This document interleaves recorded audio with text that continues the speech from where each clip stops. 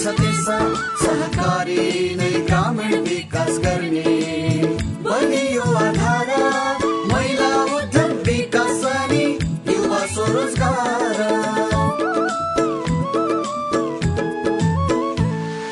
सबै मिलिजुली गरौँ उन्नतिको कर्म, स्वावलम्बी र समृद्धि नै सहकारीको मर्म। समानता र स्वाधीनताको भावनाले भरौँ, आर्थिक अनि सामाजिक सांस्कृतिक विकास गरौँ। सहकारी दर्पण, सहकारी दर्पण, सहकारी दर्पण। नमस्ते, सहकारी दर्पण कार्यक्रमको तर्फबाट प्रत्येक शनिबार साँझ ठिक यही समयमा करिब 20 मिनट अवधिभर प्रस्तुत गरिने यो कार्यक्रममा हामीले सहकारीसँग सम्बन्धित विविध विषयवस्तुमा आधारित सामग्रीहरू प्रस्तुत गर्दै आएका छौं। सधैँ झैं स्वागत एवं सहकारी अभिवादन सम्पूर्ण दर्शक महानुभावहरूमा आजको अर्को नयाँ श्रृंखलामा। दर्शक महानुभावहरू, आजको कार्यक्रममा हामी सहकारी गतिविधि र धादिङ जिल्लाको चरौदी स्थित एउटा सहकारी संस्थाको क्रियाकलापलाई प्रस्तुत गर्नेछौं। कार्यक्रम सुरु गरौं सहकारी गतिविधिबाट।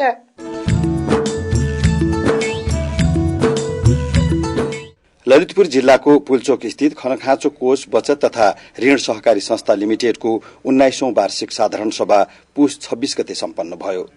साधारण सभाको उद्घाटन गर्दै राष्ट्रिय सहकारी विकास बोर्डका सहअध्यक्ष सरोज कुमार शर्माले संस्थाको आफ्नै लामो इतिहास रहेको हुँदा देशभरका सहकारी संस्थाहरूलाई मार्गदर्शन गर्न सक्नुपर्दछ भन्नुभयो।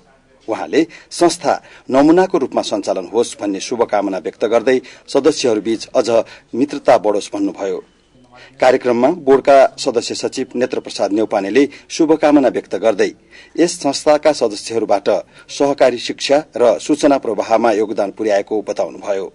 उहाँले सहकारी संघ संस्थाहरूले उद्योग व्यवसायको क्षेत्रमा योगदान रहेको उल्लेख गर्दै यो संस्थाको सकारात्मक क्रियाकलापले देशको समग्र सहकारी अभियानलाई सहयोग पुर्याएको बताउनुभयो। सदस्य सचिव न्यौपानेले सदस्यहरूबीच आपसी सद्भाव र मेलमिलापको भावनामा अझ बढ़ी वृद्धि होस् भन्दै संस्था उदाहरणीय रूपमा सञ्चालन होस् भन्नुभयो। साधारण सभामा राष्ट्रिय सहकारी संघका संचालक सदस्य भोजबहादुर बमले शुभकामना व्यक्त गर्दै समाजको रूपान्तरणका लागि सहकारीले आर्थिक, सामाजिक र सांस्कृतिक विकासमा महत्वपूर्ण भूमिका निर्वाह गरेको बताउनुभयो। सरकारले विकासका 3 आधार स्तम्भ मध्ये सरकारी, सहकारी र निजी क्षेत्र गरी सहकारीलाई प्राथमिकता दिएको हुँदा सहकारी अझ बढ़ी लोकप्रिय हुँदै गएको बताउनुभयो। संस्थाका अध्यक्ष कृष्ण प्रसाद दाहालको सभापतित्वमा सम्पन्न साधारण सभामा अध्यक्ष दाहालले उपस्थित सबैलाई धन्यवाद दिँदै संस्थाको गत आर्थिक वर्षको प्रगति प्रतिवेदन र चालू आर्थिक वर्षको प्रस्तावित वार्षिक कार्यक्रम र बजेट प्रस्तुत गर्नुभएको थियो। उहाँले संस्था सहकारी सिद्धान्त, मूल्य मान्यता र सहकारीको मर्म अनुसार सञ्चालनमा रही सदस्यहरूलाई सेवा प्रदान गरेको बताउनुभयो। संस्थाका उपाध्यक्ष टाइन्द्र प्रसाद अधिकारीले स्वागत गर्नुभएको कार्यक्रमको सञ्चालन संस्थाका सचिव विजय चापागाईले गर्नुभएको थियो। साधारण सभाले संस्थाको आगामी कार्यकालका लागि कृष्ण प्रसाद दाहालको अध्यक्षतामा 7 सदस्यीय सञ्चालक समिति र बलराम पाठकको संयोजकत्वमा 3 सदस्यीय लेखा समितिको निर्विरोध निर्वाचन समेत सम्पन्न गरेको छ। ललितपुर जिल्लाको महालक्ष्मी स्थान स्थित बहुउद्देश्य सहकारी संघ लिमिटेडको प्रथम वार्षिक साधारण सभा पुस 30 गते सम्पन्न भयो। साधारण सभाको उद्घाटन गर्दै नेपाल बहुउद्देश्य केन्द्रीय सहकारी संघका अध्यक्ष सुरेन्द्र भण्डारीले सहकारी संघ संस्थाहरू व्यावसायिक हुनुपर्दछ भन्नुभयो। उहाँले देशको सहकारी अभियानलाई अगाडि बढाउन सहकारी कर्मीहरूले के कस्तो योगदान गर्नुपर्दछ र पदाधिकारी कस्तो हुनुपर्छ यो छलफलको विषय बनेको छ भन्नुभयो। अध्यक्ष भण्डारीले राष्ट्रिय सहकारी विकास बोर्डले राष्ट्रिय सहकारी नीति तयार गरी सरकारबाट जारी भइसकेको उल्लेख गर्दै सहकारी ऐन तयार गरी छलफलमा ल्याएकोमा बोर्डलाई धन्यवाद दिनुभयो। साधारण सभामा शुभकामना व्यक्त गर्दै जिल्ला सहकारी संघ लिमिटेड ललितपुरका अध्यक्ष माधव दुलालले ललितपुर जिल्लाका सहकारी कर्मीहरूले सहकारीको अबको गन्तव्य के हुने भन्ने सोचेर अगाडि बढ्नुपर्ने बताउनुभयो। उहाँले सहकारीहरूले बचतको मात्र कारोबार नगरी उत्पादनशील क्षेत्रमा बचतको परिचालन गरी सहकारी शिक्षा र तालिमलाई निरन्तरता दिनुपर्ने बताउनुभयो। संघका अध्यक्ष शरद कुमार महर्जनको सभापतित्वमा सम्पन्न साधारण सभामा अध्यक्ष महर्जनले संघको गत वर्षको प्रगति प्रतिवेदन र चालू आर्थिक वर्षको प्रस्तावित वार्षिक कार्यक्रम र बजेट प्रस्तुत गर्नुभएको थियो। साधारण सभामा राष्ट्रिय सहकारी बैंकका लेखा समितिका संयोजक कुलचन्द्र अधिकारी, ललितपुर जिल्ला बचत तथा ऋण सहकारी संघका अध्यक्ष रामशरण घिमिरे, डिभिजन सहकारी कार्यालय ललितपुरका सहकारी अधिकृत शशि कुमार लम्साल लगायत वक्ताहरूले शुभकामना व्यक्त गर्नुभएको थियो। संघका उपाध्यक्ष तीर्थराम डंगोलले स्वागत गर्नुभएको कार्यक्रमको सञ्चालन संघका सचिव बासु घिमिरेले गर्नुभएको थियो।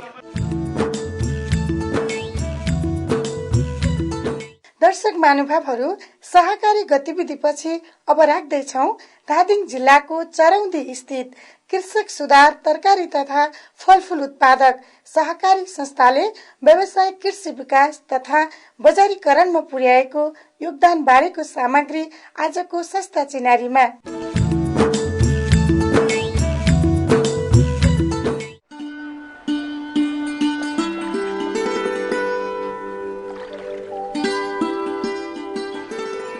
नेपालका अन्य पहाड़ी जिल्ला जस्तै धादिङ जिल्ला पनि प्राकृतिक रूपले सुन्दर तथा विकासका प्रशस्त सम्भावना बोकेका जिल्लाको रूपमा रहेको पाइन्छ। मूल रूपले यहाँका ग्रामीण क्षेत्रका बासिन्दा कृषिमा निर्भर रहेका छन्। शहरी बजारको पहुँचका कारण पृथ्वी राजमार्गको आसपासका गाउँमा व्यावसायिक कृषि विकास तुलनात्मक रूपमा उपलब्धिमूलक बन्दै गएको देखिन्छ। विक्रम सम्वत 2046 सालबाट व्यावसायिक कृषि विकासको क्रियाकलाप शुरू भएको भनिएको यस क्षेत्रमा पछिल्लो समयमा व्यावसायिक कृषिबाट यहाँका बासिन्दाको जीवनमा उल्लेख्य परिवर्तन हुन पुगेको सहजै अनुभव गर्न सकिन्छ। समय क्रमसँगै विकसित हुँदै गएका कृषिका क्रियाकलापलाई व्यवस्थित गर्न स्थानीयको अग्रसरतामा यहाँ सहकारीको शुरूआत भएको पाइन्छ। 2051 सालमा स्थापित यो कृषक सुधार फलफूल तथा तरकारी सहकारी संस्था उदाहरणको रूपमा लिन सकिन्छ। 35 जना पुरुष, 2 जना महिला, 37 जनाबाट शुरू भएको अहिले 1075 जना चाहिँ हाम्रो सदस्य छौं हामी। खास गरी चेपाङ समुदायको बासिन्दाको बाहुल्यता रहेको यस सहकारी संस्थाले अहिले वार्षिक करिब 10 करोड़ रूपियाँको कृषि उपजको कारोबार गर्ने गरेको छ। विगतमा कृषि उत्पादनले 6 महिनाको गुजारा पनि मुस्किल रहेको यस क्षेत्रमा अहिले व्यावसायिक कृषिको विकासले आर्थिक रूपमा समृद्ध बनाएको छ। अब आफ्नो चाहिँ नि भनौं न पारिवारिक व्यवहार चलेको छ सन्तोषजनक रूपले। सबै कुरो चाहिँ नि घर व्यवहार, छोराछोरी पढाउन, विवाह, उनीहरूका सबै कामहरू गर्न, आफ्नो व्यवहारहरू सञ्चालन गर्न सजिलोसँग भएको छ। नत्र अब यसमा चाहिँ धान र मकै मात्र खेती गरेको भए अहिलेको जमाना अनुसार त बच्न त गाह्रो हुन्थ्यो। आर्थिक आय आर्जन यसबाट भएको छ। सदस्य कृषकहरूलाई व्यावसायिक कृषिमा लाग्न प्रोत्साहनको साथै यो कृषक सुधार फलफूल तथा तरकारी सहकारी संस्थाले मल, बिउ लगायत कृषि औजार जस्ता कुरामा आवश्यक सहयोग पुर्याउनुको साथै उत्पादित कृषि उपजको बजारीकरणमा पनि सहयोग पुर्याउँदै आएको छ। सहकारीले हामीलाई अब के सेवा सुविधाहरू दिएको छ, जस्तो अब मल बिउ, रासायनिक मल उपलब्ध गराइदिएको छ, बिउहरू उपलब्ध गराइदिने काम भएको छ। अब हामीहरूले उत्पादन गरेका चिजहरू उसले चाहिँ नि उसको आफ्नो मार्फतमा चाहिँ नि बिक्री वितरण गर्ने कामहरू भइरहेको छ। हामीले कहिल्यै पनि तरकारी लिएर आफू काठमाडौँ जानु पर्दैन। यहाँ बारीबाट सडकमा निकालिदिएपछि सहकारी आफैले लोड गराएर पठाउँछ। 15 रोपनी जमिनमा यिनले मौसमी तथा बेमौसमी तरकारीको खेती गर्दै आएका छन्। सदस्य कृषकहरूले उत्पादन गरेका कृषिजन्य वस्तुहरू बजारीकरणका लागि कृषि व्यवसाय प्रवर्धन तथा बजार विकास निर्देशनालय, स्थानीय निकाय तथा सहकारीको संयुक्त लगानीमा निर्मित यो संकलन केन्द्रले पनि राम्रो सहयोग पुर्याएको छ। नजिकका गाउँबाट कृषकले आफै बोकेर वा मोटर बाटोको पहुँच भएका स्थानबाट मोटरबाट तरकारी तथा अन्य कृषि उपजहरू यस संकलन केन्द्रमा ल्याउने गरिएको छ। दूरीका हिसाबले राजमार्ग वा संकलन केन्द्रको नजिकै रहे पनि पुल नभएका कारण त्रिशुली पारीको गाउँबाट कृषि उपजहरू ज्यानै जोखिममा मोलेर पनि ल्याउने गरेको देखिन्छ।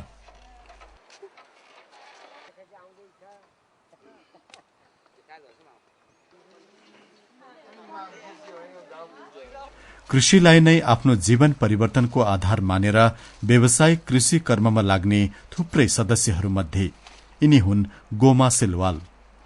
यिनले करिब 10 रोपनीसम्ममा तरकारी खेती गर्ने गर्छिन्। केटाकेटीको पढ़ाई खर्च लगायत सबै व्यवहार यही तरकारी खेतीबाट चलेको बताउने यिनले वार्षिक 7 लाख रुपैयाँसम्म कमाउँछिन्। मल, बिउ, सिंचाई जस्ता सेवा सहयोग पाए अझै राम्रो गर्न सक्ने बताउँछिन्। तरकारी खेतीबाट चाहिँ हामीलाई अब आफूलाई आम्दानी अब आय स्रोतको बाटो तरकारी गरेरै हामीले अब बच्चा केटाकेटी पढाउन, आफूलाई लाउन खान, घर खर्च चाहिँ हाम्रो यहीबाट चलिरहेको छ। भनेको टाइममा मोल, बिउ र सिंचाईको पनि व्यवस्था गर्दै हुन्थ्यो अझै राम्रो हुन्थ्यो, किसानहरू अझै बढी खुसी हुन्थ्यौं हामीहरू भन्ने चाहिँ छ। केही आफ्नो जमिन तथा केही भाडामा लिई व्यावसायिक तरकारी खेती गर्दै आएका अर्का यी कृषक हुन् राजेन्द्र त्रिपाठी। व्यावसायिक तरकारी खेतीले निकै राम्रो फाइदा भएको कुरा यिनी खुलेर बताउँछन्। करलोबाट मैले गत साल त 3 लाख चान्चुन गरेको, अहिले पालि चाहिँ यो अलिकति गरा बढाले अलि बढी नै आउने आशा लिएको छु। उत्पादित कृषि उपजको बजारीकरणमा सहजकर्ताको भूमिका निर्वाह गरे बापत सहकारी संस्थाले आफ्ना सदस्यहरूबाट 2% तथा गैर सदस्यहरूबाट 3% रकम उठाउने गरेको छ।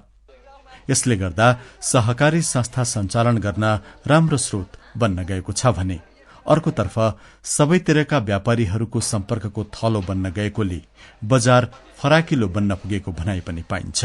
पहिलाको भन्दा त अहिले त धेरै खुसी छन्। किन त भन्दाखेरि यहाँका पहिला भर्खर सुरुमा बाहिरबाट त्यति व्यापारीहरू आउँथेन, यहाँका चाहिँ त्यति विधि एकलौटी व्यापारीहरू थिए, भाउ त्यति पाउँथेन।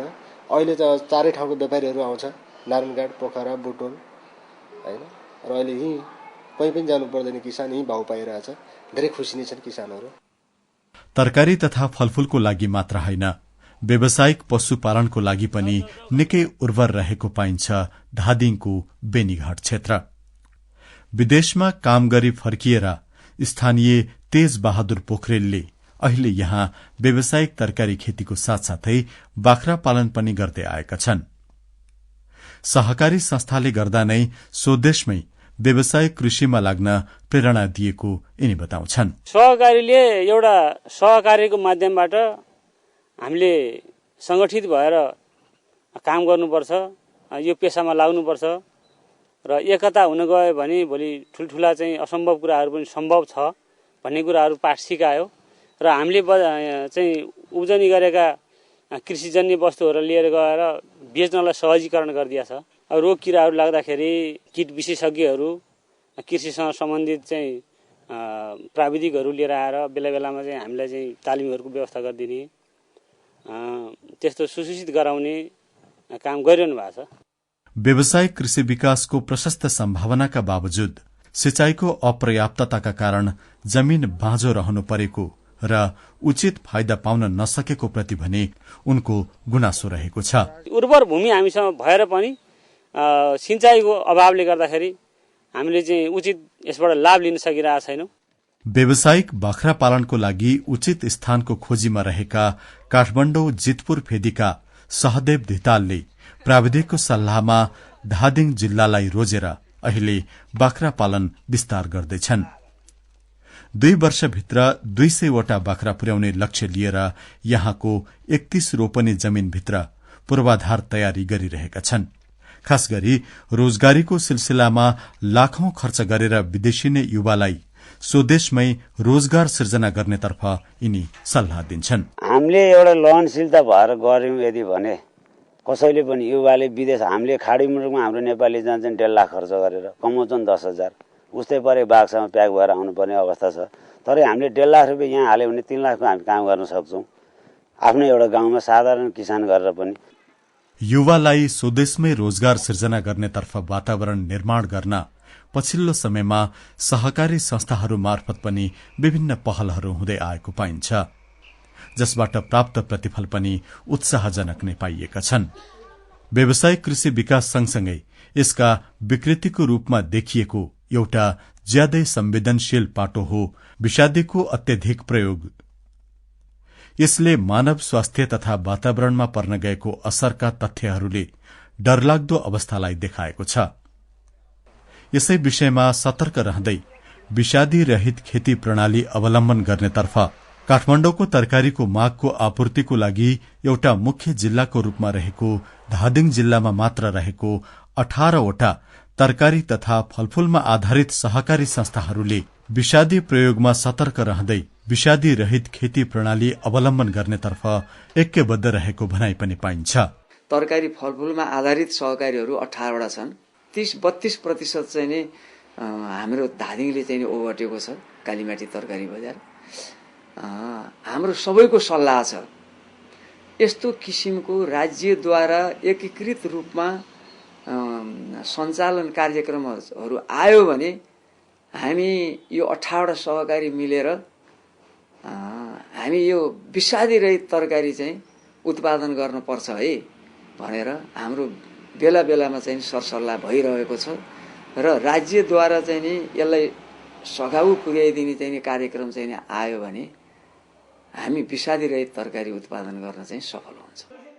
सहकारी संस्था मार्फत गरिएका व्यावसायिक क्रियाकलाप र यसले प्राप्त गरेको सफलताले निश्चय नै भविष्यप्रति एउटा राम्रो आशा जगाएको छ नै। यसका साथै आम उपभोक्ताको स्वास्थ्यतर्फ सचेत रहँदै एकीकृत रूपमा विषादी रहित उत्पादनतर्फ सहकारी संस्थाले देखाएको प्रतिबद्धता प्रशंसनीय कार्य मान्न सकिन्छ। तर बजारीकरणका सिलसिलामा कृषकले पाउने उत्पादित वस्तुको मूल्य र उपभोक्ताले तिर्नु परेको मूल्य बीच निकै ठूलो खाडल रहेको तर्फ भने कृषक सदस्यहरूको असन्तुष्टि सुनिन्छ। अब यहाँका व्यापारीहरूले नि नाफा खान्छन् अनि वहाँ गएर नाफा भने अब उहीँ पठाउन सक्यो भने धेरै उनीहरूले त कालीमाटीबाट आएको राम्रै भाउ पाउँछन्। यहाँ त ठिकै हुन्छ, हाम्रो लाने मान्छे नै हुँदैन, त्यही कारणले गर्दाखेरि हामीले यहीँको व्यापारीलाई दिनुपर्छ। आफूले बिक्री गरेको तरकारीको मूल्य र काठमाडौँमा आफैले त्यसको लागि तिर्नु परेको मूल्यलाई कृषकले यसरी सम्झिए। म पाहुनालाई पाहुना बनेर जाँदाखेरि कोठा यसो आफूसँग नहुँदा लैजान्छु भन्दा नि यहाँ 20 रुपियाँ परेको बेला उहाँ 50 भन्दा तल चाहिँ कहिले पनि हुँदैन। यो बीचको खाडलले चाहिँ ठूलो किसानलाई चाहिँ मेन मर्का भने यो भइरहेछ।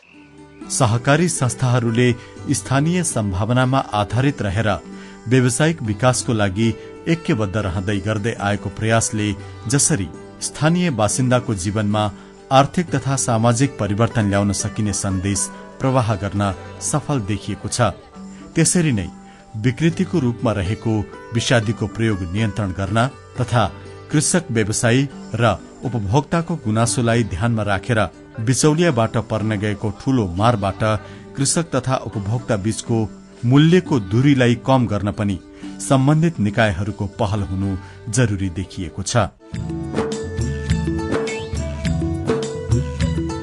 दर्शकवृन्द, तपाईलाई आजको कार्यक्रम कस्तो लाग्यो? यस बारेमा हामीलाई सुझाव र सल्लाह अवश्य नै पठाउनु हुनेछ भन्ने आशा लिएका छौं। प्रतिक्रिया पठाउनको लागि हाम्रो ठेगाना हो राष्ट्रिय सहकारी विकास board Pulchowk Lalitpur, post box number 5717, phone number 5010-131, email coopdesk@gmail.com, हाम्रो वेबसाइट हो www.nctb.org.np। हवस् त, आजको सहकारी दर्पणको निर्धारित समय सकिने लागेको छ। आगामी शनिबार साँझ 6:05 विविध सामग्रीका साथ भेट्ने बाचा गर्दै आजको सहकारी दर्पण कार्यक्रमबाट हामी सबै बिदा चाहन्छौ। नमस्ते, जय सहकारी।